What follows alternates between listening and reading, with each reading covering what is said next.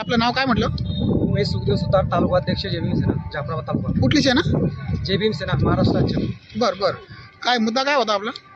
राज्यामध्ये वाढती बेरोजगारीच्या धर्तीवर जाफराबाद तालुक्यातील बौद्ध मागासवर्गीय युवकांच्या बेरोजगारीचा हा लढा आज या ठिकाणी उभारण्यात आलेला होता.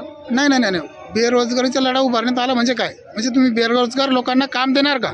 नाही. ज्या काही केंद्र आणि राज्य शासनाच्या योजना असतात, उदाहरणार्थ पीएमजी, सीएमजी, मुद्रा लोन, DIG अंतर्गत ज्या काही फायली येतात बँकेला आणि जे टार्गेट नुसार असतात, पण ते टार्गेट बँक जाणून बुजून पूर्ण करत नाहीये. जाणून बुजून म्हणजे हेतू पुरस्कार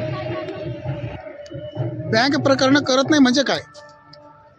बँक प्रकरण जे काही तालुक्यातील मागासवर्गीय युवक आहेत, हे जे बँकेमध्ये फाईल टाकतात, पण कुठलीही फाईल ही 2015 पासून ते आजपर्यंत कुठल्याही मॅनेजरने केलेली नाही.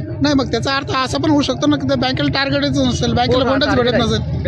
प्रत्येक बँकेला प्रत्येक योजनेचं टार्गेट असतं, पण कुठलीही बँक ते टार्गेट पूर्ण करत नाही. त्याचं कारण काय सांगतात बरं बँक? कारण ते उडवाउडीचे उत्तर देतात. उडवाउडीचे उत्तर देणं म्हणजे नेमकं काय? आपण जर का टेंभुर्णीला फाईल दाखल केली बँकेमध्ये, तर टेंभुर्णीला सांगतात जालन्याला जा, आणि जालन्याला जर गेलो जालन्याला सांगतात की संभाजीनगरच्या बजाजनगरमध्ये ऑफिस आहे, तिथे भेट द्या. तिथून ते सांगता आम्ही रेफंड टेंभुर्णीला केलंय. अशा विविध योजनेचा फाईल करत असताना युवक वर्ग हा आर्थिक आणि मानसिक परिस्थिती खराब होती. कुठे जाऊन मग तरुण वर्ग हा व्यसन करतोय आणि मग गुन्हेगारी क्षेत्राकडे. नाही ते ठीक आहे, तिथपर्यंत ठीक आहे, पण बँक व्यवस्थापक जे कोणी असेल, ज्याला तुम्ही मॅनेजर म्हणता, तो शाखा व्यवस्थापक तुम्हाला तोंडी स्वरूपात माहिती देतोय, सांगतोय की लिखित स्वरूपात देतोय? तोंडी स्वरूपात बी देतोय आणि लेखी स्वरूपात दोन्ही पण दिली. लिखित स्वरूपात काय सांगतात? नाही, लेखी स्वरूपात त्यांनी स्पष्ट पत्रव्यवहार केला होता की हे आमच्याकडं प्रकरण करण्याचा अधिकार नाही, ते वरिष्ठाकडे आहे.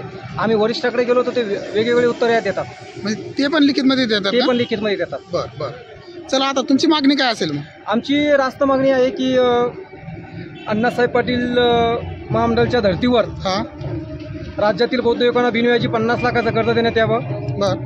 त्याचप्रमाणे 2015 ते आजपर्यंत जाफराबाद तालुक्यातील किती मागासवर्गीय युवकांना तालुक्यातील बँकांनी लोन दिलं, त्याची जगजाहीर यादी या तहसील कार्यालयासमोर द्यावी. आणि तिसरी आमची रास्त मागणी असेल केंद्र आणि राज्य शासनाच्या ज्या काही योजना आहे, या सर्व योजनेचा लाभ तालुक्यातील सर्व आमच्या मागासवर्गीय युवकांना मिळावा आणि कुठेतरी ते बेरोजगार होत चालले ते कुठेतरी थांबायला हवं. आता तुम्ही उपोषण करताय, या उपोषणाच्या संदर्भात जे तुम्ही इथं बसलात, यासाठी प्रशासकीय वरून कोणी तुमच्याकडे आलाय का? तुमच्यासोबत विचार विनिमय, काही चर्चा वगैरे झाली का? काय म्हणतात अधिकारी?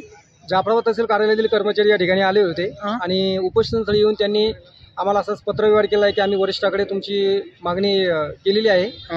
2 दिवसात आम्हाला रिप्लाय आल्यावर आम्ही तो तुम्हाला कळवू. ओके, चला, थँक्यू.